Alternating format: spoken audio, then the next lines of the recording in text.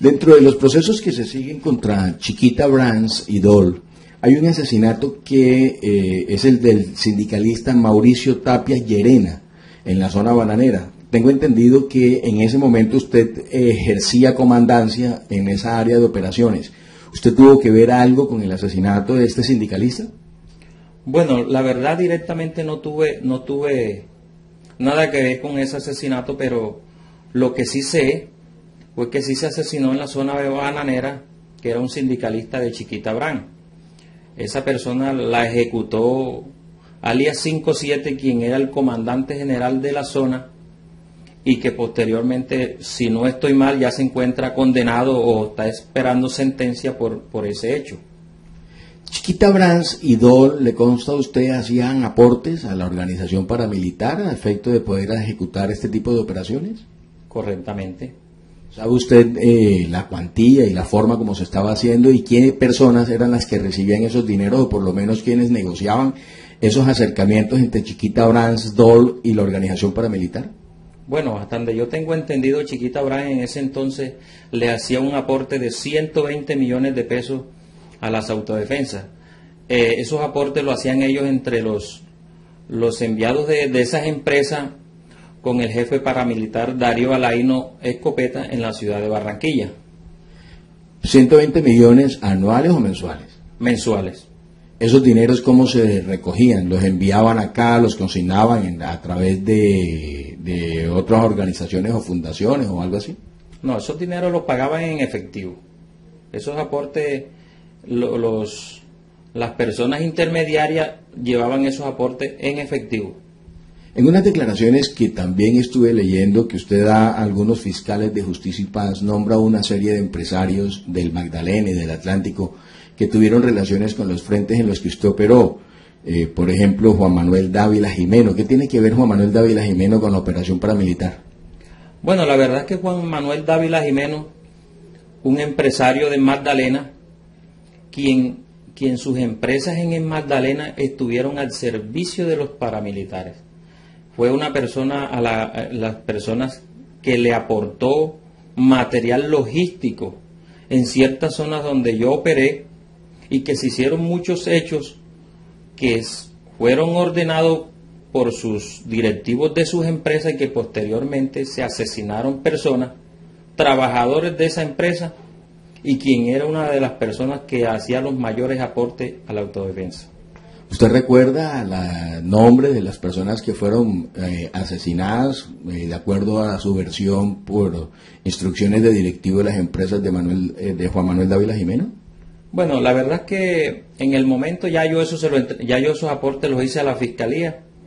Ya espero que la Fiscalía investigue bien esos temas, que ya tienen sus nombres, ya tienen todo. Hay otros nombres que son el de Alfonso y Luis Macías. ¿Quiénes son esos señores y qué tuvieron que ver dentro del accionar paramilitar en la zona de influencia donde usted operó? Bueno, en el año 96, cuando ingresamos a Magdalena, los primeros paramilitares, Alfonso Macías fue una de las personas que le dio la entrada a Vicente Castaño con sus paramilitares a Magdalena. Y fueron una de las personas más aportantes dentro de la organización, una especie como de Jorge 40, y era una de las personas que tenía voz y voto en las autodefensas. Y en algunos homicidios en el Santa Marta y el Magdalena, ¿qué tuvieron que ver esos señores? Bueno, para el año 97, cuando se asesinó al señor Juancho Noguera, y directamente el señor Alfonso Macías, dicen, entre nosotros los paramilitares todo se sabía, que fueron una de las personas que mandó hacer ese asesinato, él y su hermano Luis Macías. ¿Ese Juancho Noguera quién es? ¿Era el magistrado el que asesinaron por Taganga o es otra persona? Bueno, hermano del que asesinaron en Santa Marta, que era el magistrado también, y hasta donde tengo entendido, eso fue un favor que ellos pidieron a Vicente Castaño y que posteriormente las autodefensas ejecutaron esos hechos. Hay también dentro de las relaciones de nombres que usted hace un señor Rafael Matera. ¿Quién es ese señor? ¿Cómo operó dentro de la organización paramilitar? ¿Cómo colaboró? ¿Cómo contribuyó de acuerdo a sus declaraciones? Bueno, Rafael Matera y sus hermanos, el clan Matera, fueron una de las personas aportantes también a las autodefensas. Sus empresas las pusieron al servicio de las autodefensas. Aportaron fusilerías a las autodefensas para cometer muchos actos que se cometieron dentro de la organización. Hay un señor también, Carlos Barros. ¿Quién es ese señor Carlos Barros que usted nombra dentro de sus declaraciones a Fiscalía General de la Nación? Bueno, Carlos Barros es un empresario también del Valle y que era una de las personas que también le hacía los aportes directamente a Jorge 40. Porque en muchas ocasiones me reuní con él en 2 o 3 ocasiones para recibirle aportes que él le daba a la organización y que posteriormente a Carlos Barros las autodefensas le hicieron muchos favores limpiándole la zona donde él compró alguna finca. ¿En qué consistían esas limpiezas? Bueno, en esa zona en ese entonces había muchos robadores de gasolina. Y posteriormente pues hubieron unos asesinatos de algunos robagasolinas que le estaban dañando los predios. O sea, a la gente que estaba robando la gasolina en predios, el señor Barros fueron los que asesinaron a solicitud este señor. Correctamente. Usted también enuncia y nombra a los empresarios del transporte de Santa Marta. Yo he hecho algunas entrevistas en el que también desmovilizados y hoy postulados de Justicia y Paz han hecho menciones de esta gente. El tema de los transportadores en Santa Marta, ¿cómo se movió cuando usted estuvo comandando en Santa Marta la Urbana? Bueno, en Santa Marta, pues, lo que era Cotransmar, Rodatur y Rodamar, fueron unas empresas que las autodefensas les suministraron personal para cuidarlas. Y así sucesivamente personal que venían robando esas empresas fueron asesinadas en ese entonces en Santa Marta. Y ellos le hacían un aporte grande al aparato paramilitar que estaba en la época. Entonces yo pienso que esas empresas y otras muchas más le hacían los grandes aportes con que se pagaban personal de la autodefensa.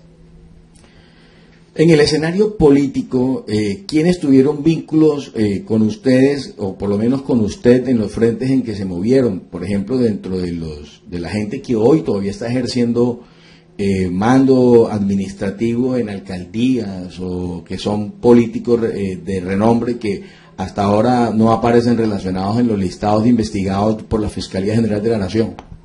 Bueno, en la actualidad hay todavía algunos políticos que todavía queda por investigar, que el alcalde de Ciénega, Luis Tete Samper. Luis Tete Samper, para los años 97 y 98 hacía parte de las Autodefensas Unidas de Colombia. Con él se coordinaron muchos homicidios y le estaré brindando esa información a la Fiscalía General de la Nación, dándole nombres y detalles para que posteriormente investiguen a Luis Tete, que hoy es alcalde de la actualidad, y que con él y en su empresa, una cantera que tenía, también hay unas fosas comunes que estaremos entregando en su debido tiempo. Pero dice Tete Samper en unas declaraciones que él lo que fue víctima de los paramilitares, que estuvo extorsionado, que lo tenían amedrentado. Es una versión totalmente diferente. Bueno, es una cosa lo que diga él con lo que digamos nosotros, porque es que fue lo que viví yo en Ciénega Magdalena, donde andábamos en el carro con Tete Samper. Entonces, una persona que se sienta amedrentada y que frente de su empresa tiene una base militar, yo le echo la policía o le echo el ejército a esa persona, pero era una persona que todo lo hacía a conciencia. Entonces no puede venir él a decir hoy que lo amedrentaron y que posteriormente lo obligaron, porque nadie obliga a nadie. ¿Cómo es el tema de las fosas comunes de las que usted está haciendo referencia ahora? Bueno, unas fosas comunes que se enterraron por ahí por los predios de él, que si no las han sacado, pues estaremos prestos a sacarlas y entregárselas a la fiscalía. ¿En cuántos homicidios más o menos pudieran estarse contando dentro de esas fosas comunes, o por lo menos en los que, de acuerdo a su versión, pudo haber participado Tessy Samper? Algo más de 20 o 30 homicidios. También veo en la relación de sus declaraciones al alcalde de Copey, Wilfrido Ruiz. ¿Qué tuvo que ver el señor Wilfrido Ruiz con ustedes? Bueno, Wilfrido Ruiz era un trabajador de Palmeras de la Costa, que Palmeras de la Costa es de Darío Alaíno Escopeta y su socio, jefe paramilitar. Entonces, esa es una persona que montaron los jefes paramilitares después de su desmovilización, y que fue una de las personas que intervino en la muerte de más de un trabajador de dicha empresa y de Copey Cesar. También veo aquí al actual alcalde de Remolino, Virgilio Torres, que incluso este fin de semana salvó otra vez su alcaldía. Tengo entendido que se salvó porque no hubo la votación suficiente para la revocatoria. ¿Qué tuvo que ver Virgilio Torres con ustedes? Bueno, Virgilio Torres, en ese entonces, cuando era diputado de la Asamblea de Magdalena, fue una de las personas que le aportaba a las autodefensas. Y fue una persona que las autodefensas también le dio ciertos aval para su cuestión política, y también se le hicieron muchos favores, como la muerte de Horacio Acuña, un muchacho del pueblo que él decía que lo había robado y que posteriormente se asesinó en ese pueblo por orden mía, de unos hombres míos, que eso fue una reunión que se planeó con alias Marco, un comandante que tenía alias Rafa de la zona, y que posteriormente se ejecutaron esos hechos, y que le estaré aportando a la fiscalía, y que ya le aporté esas declaraciones a la fiscalía para que se investigue, y todavía no se ha hecho. También veo en su lista, en la lista de las personas que también ejercen hoy, Omar Díaz, que creo que está detenido, el alcalde de Sitio Nuevo, y está también Miguel Parejo Osorio, que creo que es alcalde de Sitio Nuevo. ¿Qué relaciones tuvieron ellos con ustedes?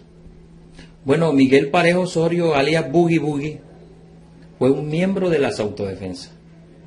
Trabajaba para mí y para mi nómina.